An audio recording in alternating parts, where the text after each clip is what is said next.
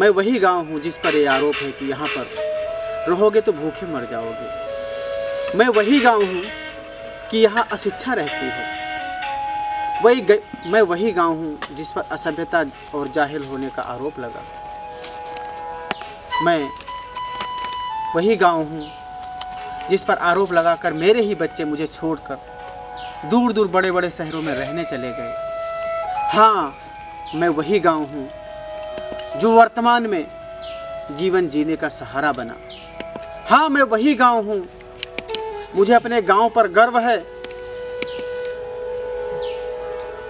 कि जब संपूर्ण विश्व त्राहि त्राहि कर रहा है तब लोगों ने मेरा ही आसरा लिया। मेरे ही गांव में लोगों को जीवन की एक जलती हुई बाती दिखाई दी। मैं सुरेंद्र साहित्य गंगा की अगली कड़ी में आप सभी लोगों के समक्ष मैं उसी गांव का एक होनहार प्रतिभावान, जो कोई रचनाकार नहीं है, जो कवि नहीं है, किंतु उसका मस्तिष्क किसी अनुसंधानकर्ता से कम भी नहीं है। कोई पुस्तकालय नहीं, कोई संसाधन नहीं, लेकिन फिर भी देश विदेश की प्रत्येक खबरों के ऊपर अपनी पैनी नजर रखने वाले ऐसे हम सभी लोगों के मध्य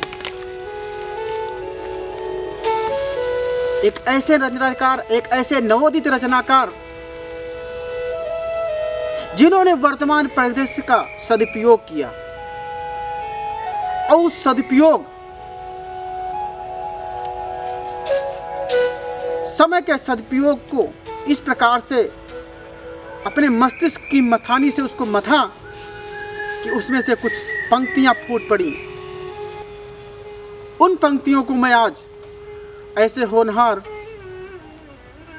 हम सभी लोगों के प्रिय आदरणीय मधुर कुमार मिश्र जी, उनसे मैं आपको मिलाऊंगा। उनकी उन रचनाओं को आपको सुनवाने का प्रयास करूंगा जिन्होंने इस लॉकडाउन में उन रचनाओं का सृजन किया। ऐसे हमारे आदरणीय मधुर कुमार मिश्र जी, स्वागत है आपका मधुर कुमार मिश्र जी। आप धौरहरा के ही मूलतः निवासी हैं। आप कोई पैतृक साहित्य से दूर दूर तक आपका कोई इस प्रकार का नाता नहीं रहा, परिवार का भी, पारिवारिक पृष्ठभूमि भी इस प्रकार से नहीं रही, लेकिन हाँ, साहित्य के अध्ययन में रुचि आपकी बनी रही। आपके पिताजी, आपके बाबा जी धौरहरा के एक संभ्रांत एवं काफी धनाढ़ परिवारों में आपकी गिनती होती थी। आप एक जमींदार परिवार से आते थे, लेकिन व्यक्ति के जीवन में काफ़ी परिस्थितियां ऐसी आती हैं, उतार चढ़ावों का ऐसा एक कालक्रम चलता है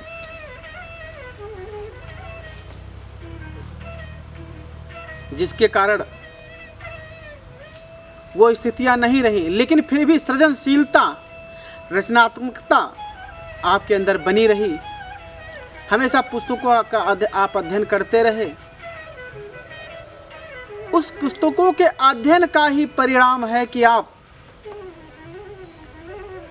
कहा जाता है कि कोई भी व्यक्ति, कोई जरूरी नहीं कि वो जन्मजात कवि हो, व्यक्ति के अंदर कहीं ना कहीं से एक अंकुरण प्रस्फुटित होता है और उस अंकुरण के प्रस्फुटन का कोई जरूरी नहीं कि बचपन में ही वो प्रस्फुटित हो, क्योंकि आपके अध्ययन का ही परिणाम रहा कि आपने वर्तमान समय का सदुपयोग किया और आपने कुछ पंक्तियां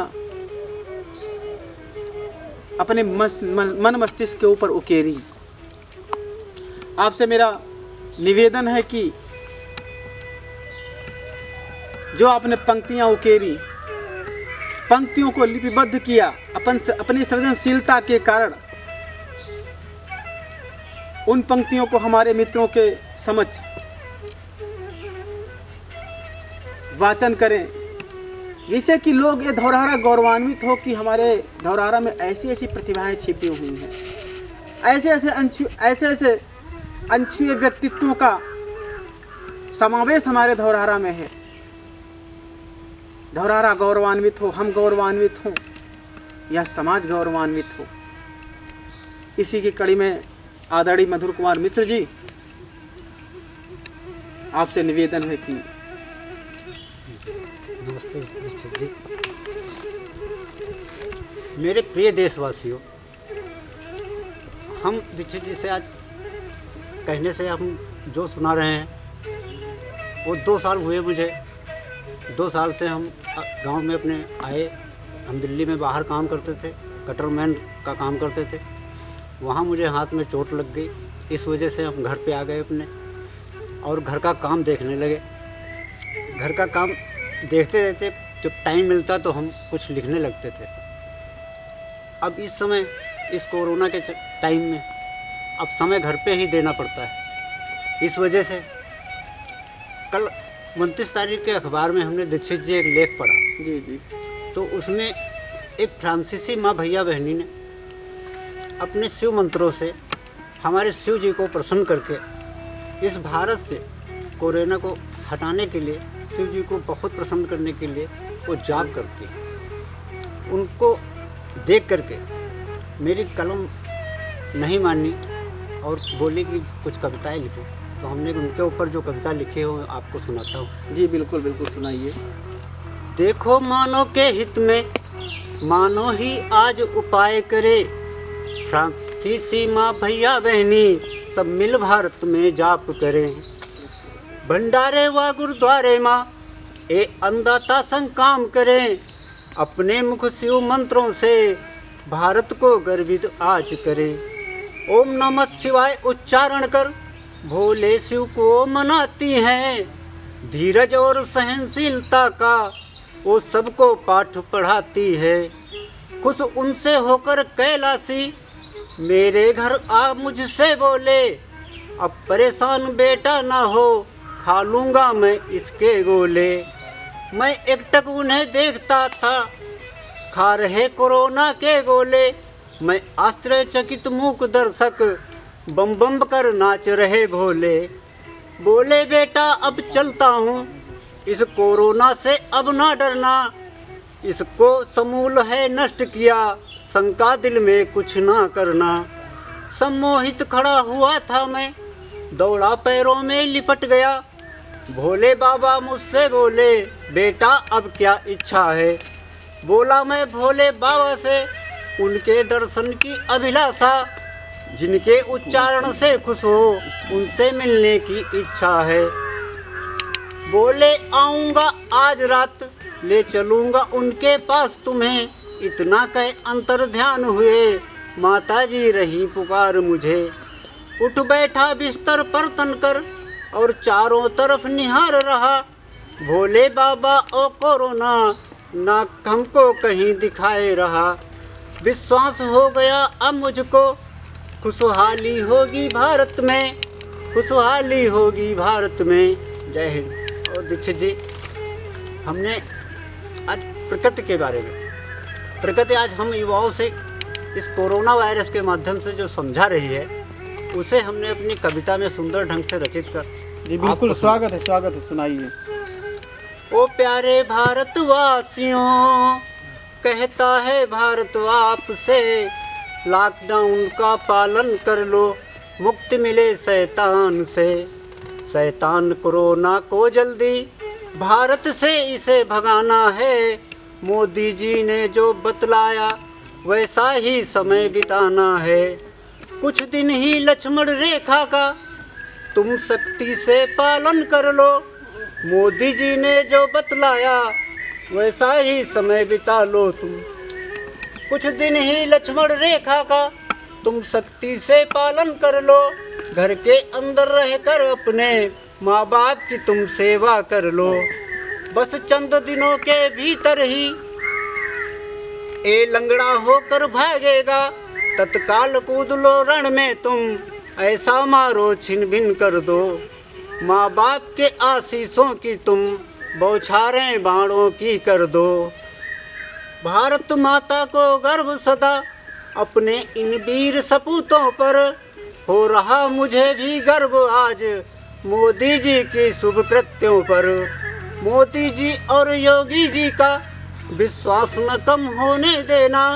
लक्ष्मण रेखा को द्वारे पर तुम ऐसे रंग से रंग देना। बस चंद दिनों के भीतर ही आएगी अपनी सुबह नहीं, आएगी अपनी सुबह नहीं। जय हिंद, जय भारत। बहुत सुंदर और पंक्तियाँ। हमने अपने प्यारे देशवासियों को जी जी आज नमन करते हुए उनसे प्रार्थना करते हैं जी कि जो मोदी जी समझा रहे हैं जी जी उनकी बातों को समझें और अपने घर में रह करके समय बिताएं, अपने बच्चों को, अपने परिवार की रक्षा करें और देश की रक्षा करें। जी उस पर हमने एक थोड़ी सी पंक्तियां लिखी हैं, जी बिल्कुल वो हम बिल्कुल। दीक्षित जी आपको सुनाते हैं। सुनाइए सुनाइए बिल्कुल। ये कोरोना का महाकाल जंजाल बना है जीवन पर। इसकी ताकत तुम खत्म करो अपने घर के अंदर रहकर। हम मोदी जी की बातों का जो सख्ती से पालन करते, इस रावण रूपी कोरोना को तत्काल खत्म इसको करते। लक्ष्मण रेखा की ताकत का अनुमान हमें हो जाएगा। इस कोरोना की दहशत का कोहराम खत्म हो जाएगा। तालाबंदी का और समय अब आज भारत में ना घटने देना। इसकी है अभी कोई दवा नहीं, इसका इलाज बस इतना है, अपने परिवार के संग में ही कुछ दिन ही घर में रहना है। बहुत सुंदर तालाबंदी का समय और अब आगे ना बढ़ने देना। शैतान कोरोना देती बड़ा, हल्के में इसको मत लेना। इसलिए विनय करता मधुर तुम सब सुनो सभी भारतवासी। सहयोग करो तन मन धन से, हो भारत की चौड़ी छाती। मोदी जी और योगी जी का विश्वास न कम होने देना। घर के अंदर रहकर अपने ना कोविड को बढ़ने देना। अपने तुम गांव मोहल्ले पर बस नजर आज पैनी रख लो। बच्चे बूढ़े अनपढ़ गरीब हर वक्त ख्याल उनका रख लो। मेरे भारत के बासिंदों ऐसा ना कोई काम करो, जो योद्धा लगे हुए रण में उनका सब जन सम्मान करो। ये पुलिस प्रशासन और सर्जन सब योद्धा बनकर डटे हुए, उनका जो संभव हो तुमसे सैनिक बन तुम सम्मान करो। इतनी दृढ़ आज प्रतिज्ञा लो, बस कुछ दिन के ही भीतर जीतो रण इस कोरोना से और सुबह नई अपनी कर लो। सूरज दादा चंदा मामा सब जगह आप तो जाते हो, इसलिए आपसे विनय मेरी तालाबंदी के पालन को सारी दुनिया को समझा दो। तालाबंदी के पालन को सारी दुनिया को समझा दो। जय हिंद, जय भारत। बहुत सुंदर बहुत आपकी, अच्छी जी। बहुत सुंदर आपकी रचनाएं हैं। इन वास्तविकता में जो समय का सदुपयोग है और वर्तमान परिदृश्य में जो संपूर्ण समाज भयाक्रांत है इस महामारी के कारण, उसके अंदर कैसे हमको प्रेरणा जगानी चाहिए, किस प्रकार से आम जनमानवी के अंदर आत्मबल मजबूत करना चाहिए। अगर हमको इसकी शिक्षा लेनी है तो आपसे हमको प्राप्त होती है, क्योंकि लोग यहाँ पर इसके कारण भयाक्रांत हैं। क्या होगा, अर्थव्यवस्था बैठी जा रही है देश की, लेकिन उसके साथ साथ अगर हम इनसे प्रेरणा लें तो क्या कि उस समय का किस प्रकार से सदुपयोग हो सकता है कि जहाँ भी हैं वहीं रह करके अपनी सृजनशीलता के कारण कितनी सुंदर पंक्तियों की आपने रचना की। समसामयिक रचना, समाज को संदेश, कैसे आत्मबल मजबूत हो, ऐसी पंक्तियों के आप रचनाकार, नवोदित रचनाकार हैं। इनको मैं बहुत बहुत साधुवाद एवं धन्यवाद एवं ईश्वर से यही प्रार्थना करता हूं कि आपकी जो एक काव्य यात्रा इन परिस्थितियों में प्रारंभ हुई, ये आपकी काव्य यात्रा रुकने ना पाए, थकने ना पाए, सतत चलती रहे। जिस प्रकार से कहा जाता है कि चरे वेती यही तो मंत्र है अपना, नहीं रुकना नहीं थकना, सतत चलना सतत चलना। ऐसा हम सभी लोगों का ईश्वर से एक शुभेच्छा कि आपकी यह यात्रा रुकने ना पाए। इसके अलावा भी आपने बहुत सारी पंक्तियों की रचना की होगी। हाँ, लिखिए दीक्षित जी। एक मैं फूल की अभिलाषा है, जी जी जी, वो सुनाना चाहता हूँ। बिल्कुल बिल्कुल बिल्कुल सुनाइए। उसे हमने बचपन की बात है और एक पेड़ लगाया था मैंने घर के अंदर। जी जी जी। तो उसमें फूल की पंखुड़ियाँ जब आ गई तो एक दिन की सुबह का समय था, जी जी, लगभग 10-11 बज चुके थे। तो उस समय जो घटना घटित हुई उसको हम आपको सुनाते हैं। आपकी पंक्तियाँ शुरू हों, आप अपनी पंक्तियों से शुरुआत करें। उससे पूर्व में आपके बारे में दो शब्द और, कि आप प्रकृति प्रेमी भी हैं। जहाँ लोग वृक्षों को काट रहे हैं, प्रकृति को तहस नहस कर रहे हैं, प्रकृति का शोषण कर रहे हैं, वही एक तरफ आप हैं कि कोई भी वृक्ष हो, चाहे कांटेदार हो, लेकिन उन वृक्षों से आपका इतना प्रेम है कि अगर उन वृक्षों की किसी ने भी एक डाली को स्पर्श किया, तोड़ने का प्रयास किया, तो आपका हृदय द्रवित हो जाता है, आप दुखित हो जाते हैं। और इसी प्रकृति के प्रेम के कारण ही किसी को भी अगर पेड़ लगवाना होता है तो कहा जाता है कि अगर आपके द्वारा उस पेड़ का स्पर्श हो जाए तो यह 100% सत्य है कि उस पेड़ को अपनी शाखाओं को प्रस्फुटित करना ही होगा, उस पेड़ को की शाखाओं को विशाल करना ही होगा। ऐसा आपके हाथों में स्पर्श है। आपने बहुत सारे पेड़ लगाए,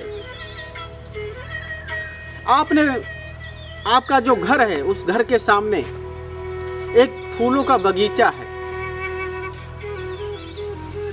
उस बगीचे को आप प्रतिदिन उसमें जो घास यानी जो उसमें खरपतवार जमाते हैं उनकी रोज सफाई करना, कैसे पेड़ों की छटाई करना, किस प्रकार से वह बगीचा सुंदर दिखे, फूलों से आच्छादित दिखे, हमेशा आपका यही प्रयास बना रहता है। ऐसे हैं हमारे आदरणीय मधुर चाचा जी। अब आप अपनी उन पंक्तियों को। हाँ, तो फूल के अभिलाषा के बारे में हम आपको बताते हैं। बचपन में मैंने था एक पेड़ लगाया। जी जी जी। फूलों की पंखुड़ियाँ उसमें जब आई, ठिठुरन थी एक रोज अधिकी, धूप उस तरफ ही जा फैली। मैं भी अपनी खाट खींच ले गया धूप में, लेटा था कुछ इस तरह, कली एक थी सर के ऊपर। जी जी जी। सहसा ही उस कली तरफ को हाथ बढ़ा, बढ़ते हुए हाथ को देखा जब कली ने, हिल वो ऐसे गई जैसे कहती थी कुछ। उसके कहने का मतलब जब मन ने पढ़ा, दीक्षित जी जब वो हिलने लगी, जी जी जी, तो हमारा दिल भी कुछ सोचने पे मजबूर हो गया। तो उसके हिलने का मतलब जब मन ने पढ़ा, खुश हुआ मेरा मन, हाथ वापस बढ़ा। वापस जाते हाथ को देखा जब कली ने, खुश वो इतना हुई कि मगन हो गई, और मेरे देखते ही देखते वो फूल बन गई। मेरे दोस्तों, मेरा कहना है इतना, कभी भी कली तुम तोड़ना नहीं। बहुत सुंदर रचना। एक बार मैं आपसे निवेदन करता हूँ कि पुनः इस रचना को अपनी उत्कंठ आवाज से, तेज स्वर से इस कविता का पुनः वाचन करें, जैसे कि हमारे बहुत अच्छी मुझे पंक्तियाँ आपकी लगी।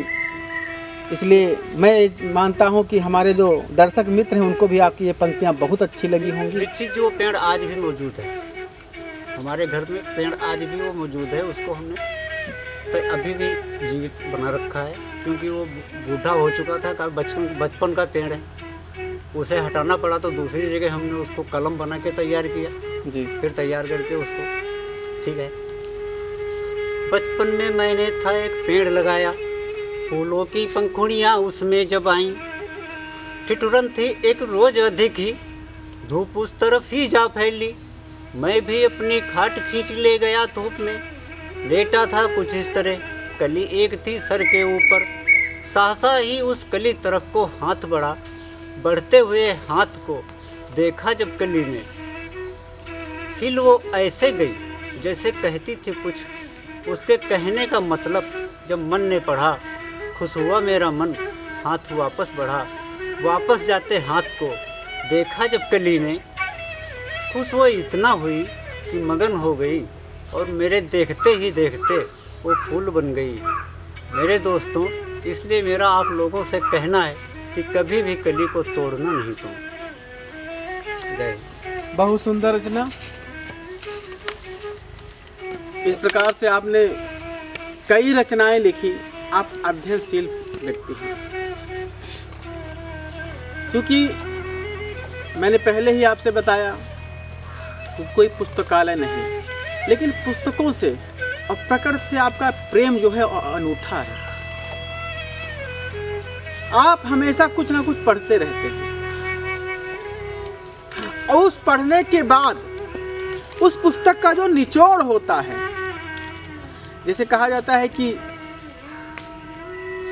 अमंत्रम अक्षरम नास्ति नास्ति मूल मनोषधम अयोग्यः पुरुषो नास्ति योजकस्तत्र दुर्लभा, अर्थात कोई भी ऐसा अक्षर नहीं है जिससे किसी मंत्र का निर्माण ना हो सके। इसी प्रकार से कोई भी ऐसी वनस्पति, पेड़ पौधा नहीं है जिसका औषधि के रूप में उपयोग ना हो सके।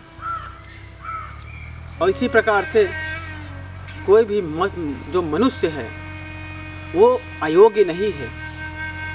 सिर्फ हमको एक अच्छे योजक की आवश्यकता है कि उसके अंदर क्या क्वालिटी है, क्या गुण उसके अंदर विद्यमान है। ऐसे हैं हमारे आदरणीय मधुर कुमार मिश्र जी। इसी सृजनशीलता के कारण आप हम सभी लोगों को बहुत प्रिय हैं। प्रत्येक पुस्तक को पढ़ने के उपरांत उसका क्या निचोड़ है, ये पुस्तक हमें क्या संदेश दे रही है, इस पुस्तक से हमको क्या प्रेरणा प्राप्त हो रही है, उसको एक कॉपी के ऊपर लिखना। फिर ऐसा नहीं लिख करके स्वयं में उसको समाहित नहीं करना, लोगों से विचार विमर्श करना। कई लोगों को आपस में बिठा करके उसके ऊपर चर्चा करना, और उस चर्चा के उपरांत जो निचोड़ निकल करके आता है उसको जो आने वाली जनरेशन है, यंग जनरेशन है, उसके समक्ष उसको रखना, उस यंग जनरेशन को भी इस कार्य की तरफ प्रयत्नशील करना। ऐसे हमारे आदरणीय मधुर कुमार मिश्र जी, अगर अन्य कोई रचनाएं आपको स्मृत हों, याद हों, तो आपसे निवेदन है कि जी। लिखित में हमने डायरी में बहुत सारी लिखी है। जी जी। अभी बाहर थे हम, बाहर से आए और यहाँ पर घर पे रह करके हमने अपना समय माँ बाप की सेवा में अपनी और घर के बुजुर्गों की सेवा के लिए अपना समय निकाला। अब हम डायरी में लिखी रखी है, थोड़ी बहुत बीच में अगर त्रुटि हो जाए तो जी, उसके जी, लिए जी। क्षमा करना।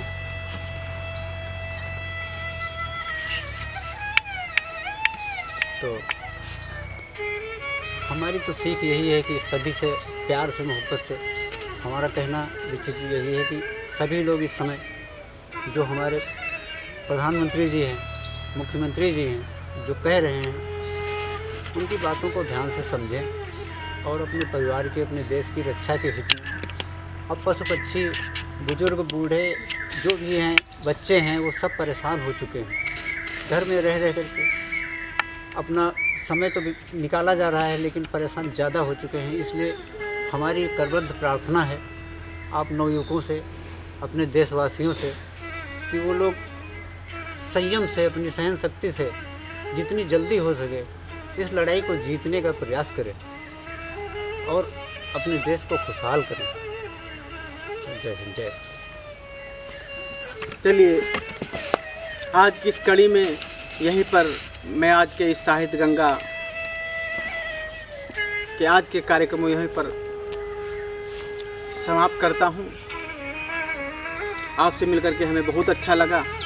मैं मानता हूँ कि आपके कारण हम जैसे बहुत सारे लोगों को एक प्रेरणा प्राप्त होगी और उस प्रेरणा का परिणाम कुछ अच्छा होगा।